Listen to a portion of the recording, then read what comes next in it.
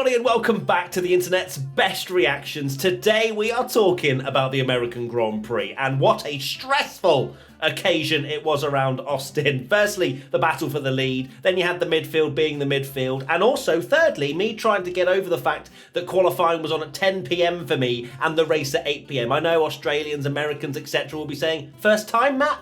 Yes, I just can't do it, okay? Anyway, your reactions were amazing. Let's dive into them right now.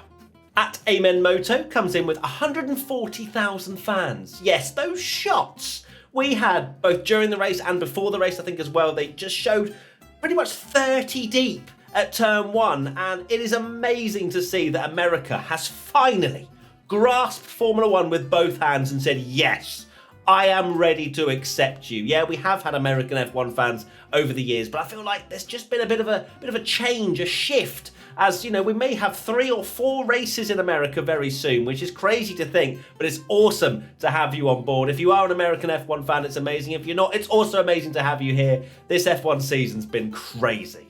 At bald_pig_cool, Max and Lewis into turn one.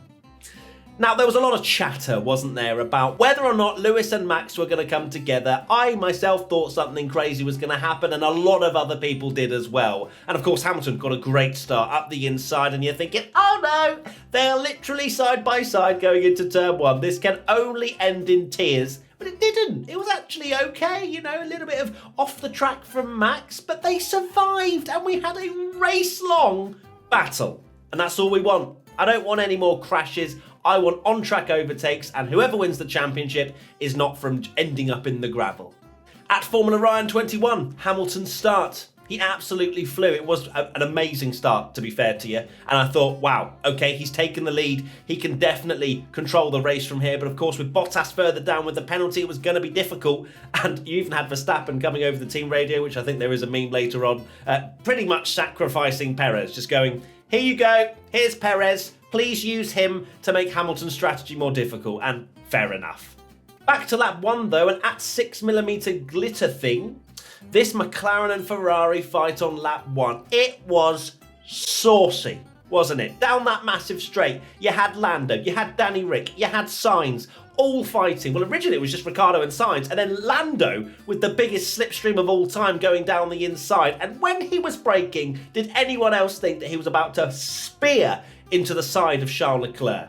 Nope, just me? No, surely. If you watch that back, it looked like it was going to be chaos. But it's amazing to see Ferrari and McLaren fighting. Maybe one day it'll be for victories rather than kind of for P3 in the constructors, but still, it's a really good battle. Another meme to react to that battle at Havana Monte, that McLaren versus Ferrari battle after the start. Everybody enjoyed that. It seems as though Ferrari maybe slightly had the upper hand, but it just constantly twos and fro's. And to be fair, can I also say, as we're talking about Ferrari and McLaren, Danny Rick absolutely bathing in the American feels at Austin. It's amazing to see what he got up to over the course of the weekend, and was also better than Lando this week. So clearly he loves Austin, he loves the track, and he loved the car as well, because beating Lando has been something he hasn't been able to do very many times this season. This meme made me laugh. At Neil Shah 248, that was close. Latifi and Ocon, I think they were fighting for last place at this point, but it was very close indeed, and definitely a weekend to forget for Ocon in particular. And of course, Latifi as well wants to forget his weekend. At Jacob_Bischoff, that turn one. I do wonder what goes through the drivers' minds when they have a crash and then they are basically just facing each other. It's a little bit awkward, isn't it? Now we had a massive tyre/strategy battle that was blowing the minds of everybody. Undercuts, overcuts, middle cuts, everything you could possibly want in the fight for the lead. At Dylan_Steven0. Hamilton, tyres okay. We never hear that. Of course, Max went into the pits early. Red Bull had a very aggressive strategy. They wanted the undercut. They wanted track position, and they just went with it. And, you know, at the end, we didn't know if that was going to work out. But at that point, you know, Max was able to stretch the lead. Then Lewis came in eventually after his tyres not being okay. And it was, well, we didn't actually get to see any sort of on-track, side-by-side moments apart from turn 1, lap 1. But it was still a bit of a thriller. At MTG Paper Cut, Hamilton tyres okay. Wait a minute, who are you? I do love that. That video is brilliant. And yeah, who were you, Hamilton?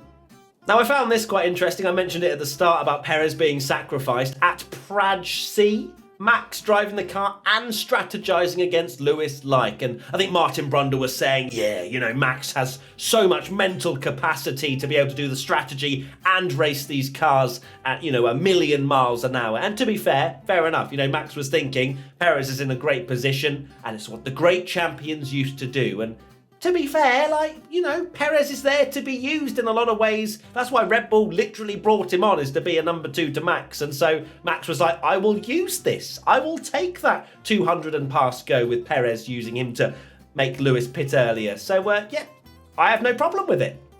Apart from if it happens in Mexico, if Perez is leading and doing really well and is going to win his home race, and then Max just says, no, you can go on a 7-stop. That's where maybe the line is.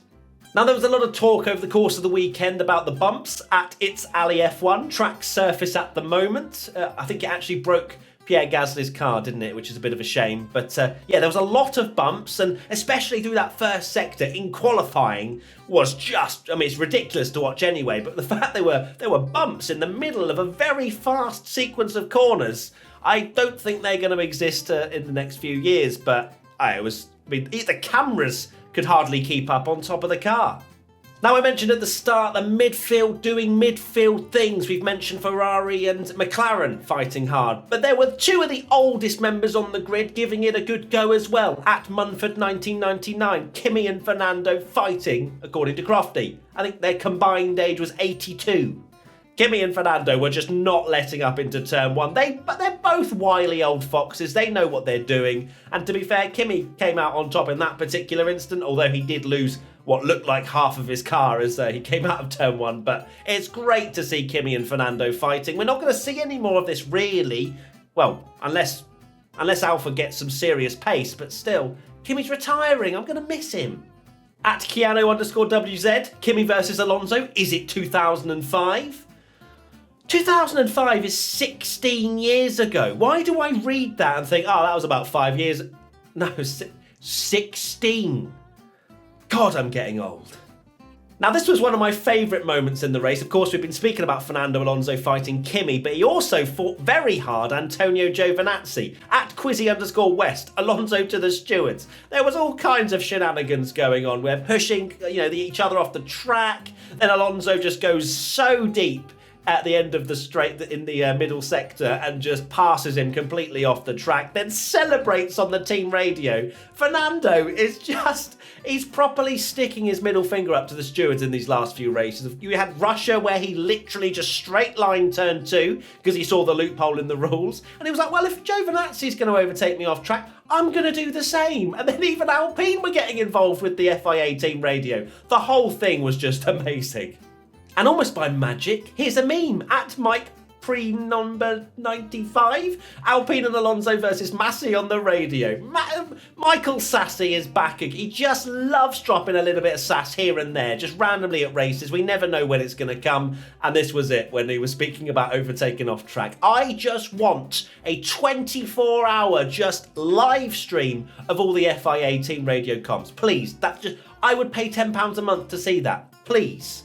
Who has won Tweet of the Week? Right, Tweet of the Week time now, and this one made me laugh very much. So the winner of the Tweet of the Week and the amazing Fanatec prize, thank you to Fanatec for sponsoring this series, as always, goes to at Kanye East. I'm not going to read it, I'm just going to let you absorb that because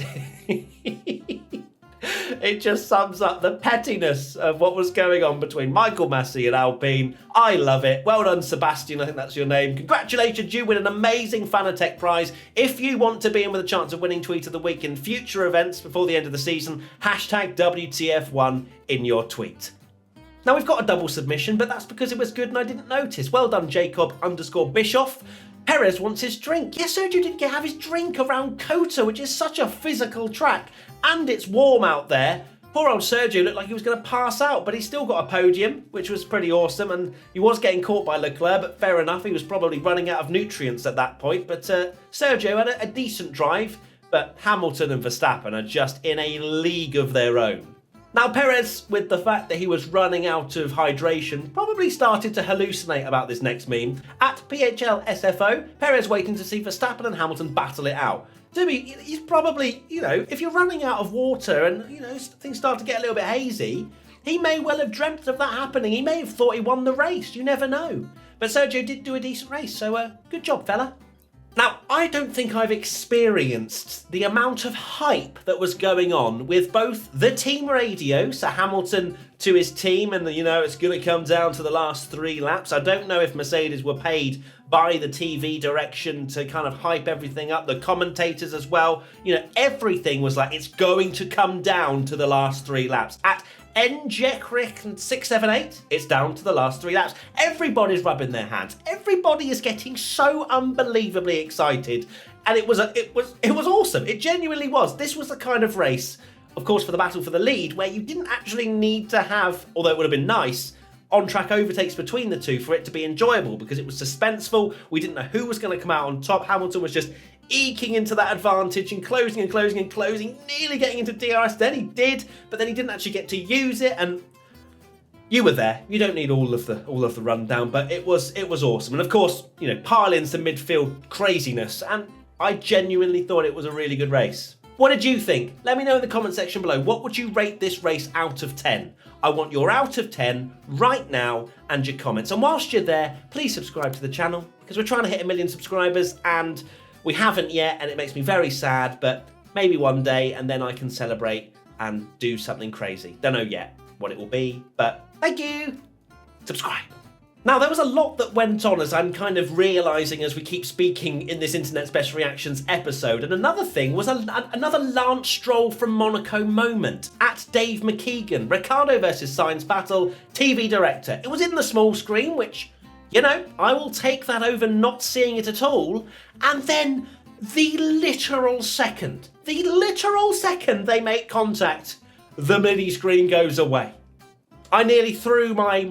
Well, no, I probably couldn't have picked up my television and thrown it out the window, but you get the gist. I genuinely was not very happy. I think a lot of people went straight to Twitter and moaned. I was one of them, and I can relate. I feel you guys, because that was painful. This one's so good. At Rummel Phillip, I reckon this is probably runner-up. Lewis be like, this is where I put my DRS. Yeah, it was tantalising. I didn't mind who really won, although it seems as though, and it feels very weird to say this, we needed Mercedes to win, because Red Bull are usually quite good towards the end of the season, although we do have 2 new tracks in Saudi Arabia and Qatar. We kind of maybe needed Lewis to win for it to be, maybe a point between the two, but instead Max just eking out that advantage a bit more, and I wanted to see one little side-by-side moment, because you never know what was going to happen, but Lewis didn't manage DRS. And another meme to sum that up as well, at KenXXRare. I don't need to say anything else. To sum up the race, at MSTR_Fanog, well, that was tense. I genuinely am so ready for bed right now, you don't understand. It is very late, and I know, you Europeans moaning about the race time. We're not used to it, okay? We're not used to it. Social Media Team Championship time now. Let's get into who has won points for the American Grand Prix. In 3rd place, we have Williams Racing. Grabs popcorn. They didn't have anything to worry about at that stage of the race. 3 laps to go. And them as an F1 team, they're kicking their feet back. They're getting the popcorn out. And they're just going to enjoy it like we do. So well done, Williams. You score a point. In 2nd place, we have Mercedes AMG F1. Max to Mercedes confirmed. I don't know where that car's come from. I don't know the context, so I'm sorry. But it doesn't make much sense. Maybe Red Bull just using a Mercedes car to transport someone, Verstappen, but either way, I love it. Good banter from Mercedes, 2 points. And finally, the winners of the Social Media Team Championship are Haas F1. Help us find these guys. Whoever they are, they deserve a special gift for bringing along this Steiner sign. I love the fact that they've noticed those F1 fans out there that will be completely and utterly bewildered seeing that tweet. So well done, Haas, you score maximum points. That's 1 point for Williams, 2 points for Mercedes, and 3 points for Haas F1. And now it's time for Race Rundown with your host, Matthew Gallagher. Here we go then, off the back of a completely stunning 20 out of 20 race rundown from the previous episode. Let's see if we can do it again. Here we go. The finishers of the American Grand Prix, that's where we are, were Verstappen, Hamilton, Perez, Leclerc. No. Jesus. Verstappen, Hamilton, Perez, Leclerc, Ricardo, Sainz, Leclerc. Oh, and that's not Sainz though, is it? I'm gonna be here a while. Can I come back to this in the morning? Probably not. Verstappen, Hamilton, Perez. Verstappen, Hamilton, Perez, Leclerc, Ricardo, Bottas. Verstappen, Hamilton, Perez, Leclerc, Ricardo, Bottas, Sainz, Norris, Tsunoda, Vettel, Giovinazzi, Stroll, Ricardo, Raikkonen. Verstappen, Hamilton, Perez, Leclerc, Ricardo, Bottas, Sainz, Norris, Tsunoda, Vettel, Giovinazzi, Stroll, Raikkonen. Verstappen, Hamilton, Perez, Leclerc, Ricardo, Bottas, Sainz, Norris, Tsunoda, Vettel, Giovinazzi, Stroll, Raikkonen, Russell, Latifi, Schumacher, Mazepin. I did it in a really high voice. And the non-finishers were Alonso Ocon. No, what was that? I don't know what even just came out of my mouth. Alonso Ocon Gasly. There you go. Just get it out of my sight. Jesus. Right, there you have it. There is the internet's best reactions to the American Grand Prix. I hope you enjoyed. Use hashtag WTF1 if you want to get involved in the future races. This whole F1 season is still unbelievably amazing, as are you for watching this series. Thank you to everybody who gets involved or just for watching. Please do subscribe if you are new, and I will see you very soon for the next episode. We've got podcasts coming, F101s, all good stuff, and I'll see you very soon. Bye-bye! Oh, God. I might just sleep here, you know.